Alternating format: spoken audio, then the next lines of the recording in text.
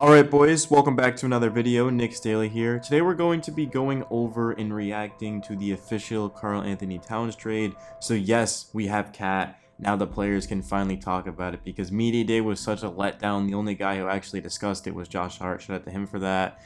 We're giving up Julius Randle, Dante DiVincenzo, Keita Bates-Diop, a future first-round pick, Charlie Brown, Daquan Jeffries, Dwayne Washington Jr., and 2 future second-round picks. Now, of course, that's split between 2 teams. We're not giving that all up for Cat necessarily to the Timberwolves. Some of that's going to the Hornets.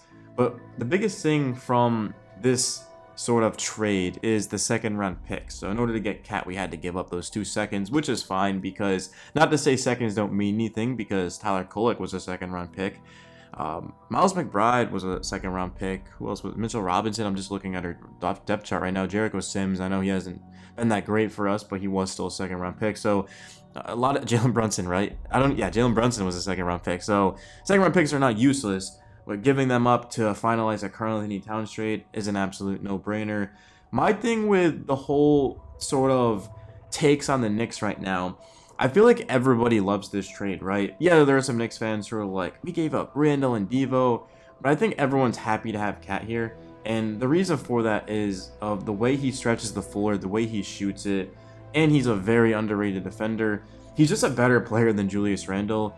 Devo, there was a lot of reports about him being frustrated with his role. Some of you guys commented on my last video and said, hang on, man, that was definitely misinformation, not on me, but on ESPN. I don't know, man. I haven't talked to Devo, so I couldn't tell you the truth, but even if he didn't complain, guys, I'm still adding him in to get Cat. It's as simple as that, because we're betting on Miles McBride to be our 6th man. At the end of the day, I love Devo. I think he's one of the best shooters in basketball. I think he's a winner. He's made every team better. He has a championship ring. But guys, Miles McBride, I think he's going to take an even bigger leap this season, and he's going to be that go-to guy off of the bench. We also have Cameron Payne. Tyler Kolek, once he, of course, gets more developed, he's going to be a big-time player. And just going out there and getting Mikal Bridges, he's going to do everything Devo did and better. So I've just completely been bought into this Cat trade. At first, I still liked it. It was unfortunate to give up one of my favorite players on the team. But Cat, he's one of the best players in basketball. And I said that in my last video, and I'll say it again. He's one of the best players in the game. He's a big man who gives you 20 and 10, shoots 40% from 3. He's a good defender at the rim. I know a lot of Sixers fans have been finding my videos saying that, oh, perfect, Joel Embiid dominates Karl Anthony Towns. And maybe that's true, maybe it isn't, I couldn't tell you. But all I know is that Mitchell Robinson in Game 1 had Joel Embiid in absolute handcuffs, guys. He had him completely boxed. I mean, Embiid was crying for fouls, as he always does. He had his 3-point shot blocked. He was turning it. I mean, Embiid was absolutely being clamped up by Mitchell Robinson. So even if we do go up against Philly, we have Mitch that we can put out there to defend Embiid. We could put Cat at the 4. We could start Mitch. We could trade Mitch, which has been on the table. The Knicks are shopping Mitch right now. Not saying they're going to trade him, but they are taking offers for Mitchell Robinson. I think a team that could trade for him could be the Lakers. That could be a very good fit for them. What are we going to get for Mitch? I have no idea, because he's not playing until at least December. It probably is going to linger into January. So a trade for Mitch is hard.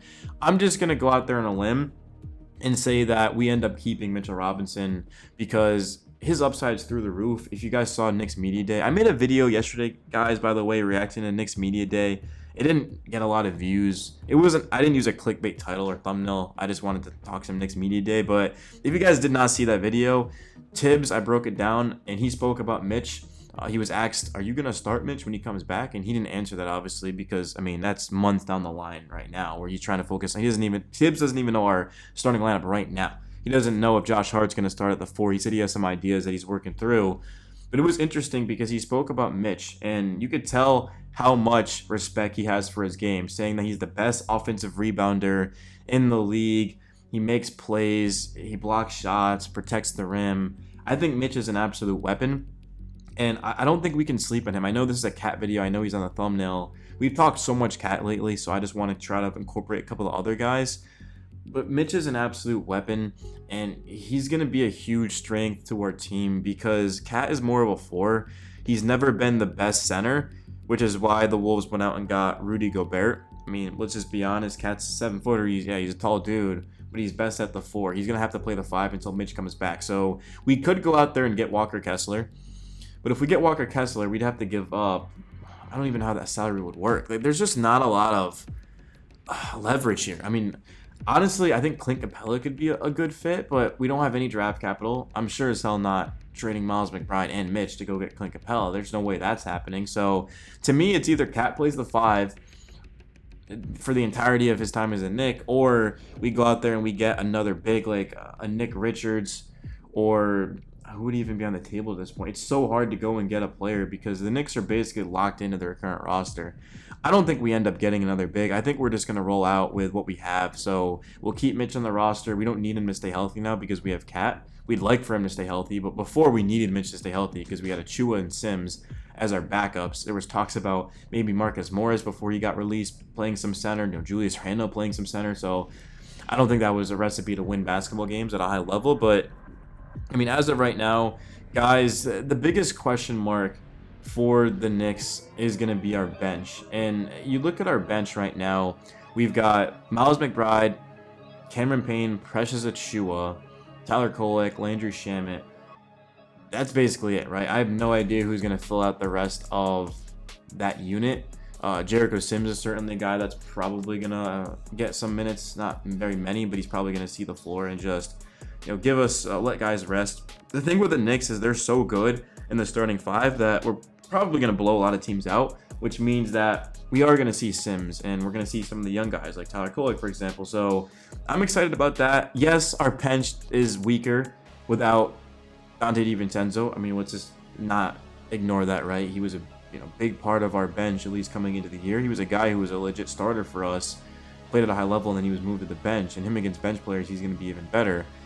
But also my thing with Devo is that he's in such a different role. I mean, he was taking 10 threes a game in the starting lineup, and now he's back to the bench playing under 20 minutes. So I don't know. There's just Devo's just not a bench player. That's kind of my thing, and he knows that too. So looking at our guys now, there's no question around it. I mean, McBride, yeah, he got some starts for us last year, but overall, he's a bench player, right? Same thing with Achua, Campaign, Landry Shamet. So we've got guys off of the bench, and there's nothing wrong with being a bench player because having a strong bench significantly boosts your chances to win a championship. You can't have a weak bench and win in the NBA. Indiana, they beat us because we were injured, but they also had a very deep rotation. They were able to unleash 12, 13 guys that were able to give them high-level minutes. The Knicks just didn't have that, or at least they didn't want to do that. But then also we went to Alec Burks, for example, and we saw what he was able to do in that Pacers series. He was an absolute weapon. So I legitimately think that our 6 through 12 guys is perfectly fine because Landry Shamet, he's played a lot of playoff games. He's a very good shooter. I believe he's around 38, 39% in his career. McBride, he'd start for some teams. I mean, he was averaging 17 a game as a starter last season, 23-24 season. Achua got some starts for us. Jericho Sims in the past has started for us. Brunson's first year here, he started what was the number? I don't remember exactly how many it was, but he got a lot of starts for us. We were a 500 team. And then you've got a guy like Campaign, who's played a lot of playoff basketball. He was a big part of that Suns team that went to the finals. They did unfortunately lose, but